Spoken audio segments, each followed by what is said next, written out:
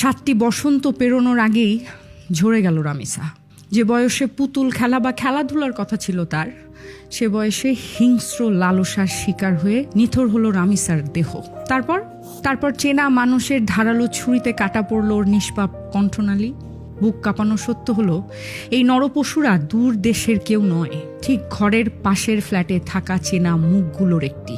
একই ছাদের নিচে নিজের চেনা দেয়ালগুলোর আড়ালে একটা ছোট্ট মাসুম বাচ্চা নিরাপদ থাকতে পারল না। অথচ এই মহা নিষ্ঠুরতার পরেও কোনো চেয়ার নড়বে না, এবং কারো বিবেক জবাবদিহিতার কাঠগড়ায় দাঁড়াবে না, এবং কারো কিছু যায় আসে বলে আমার মনেই হয় না।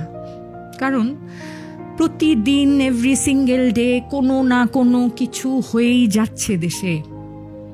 এমন একটা দিন আমরা বলতে পারবো না যে দিনে গত 1 বছর, 1.5 বছর, 2 বছরে একটা রেপের, একটা মবের শিকার হয়নি মানুষ। তো আসলে আমরা কোন জায়গায় আছি?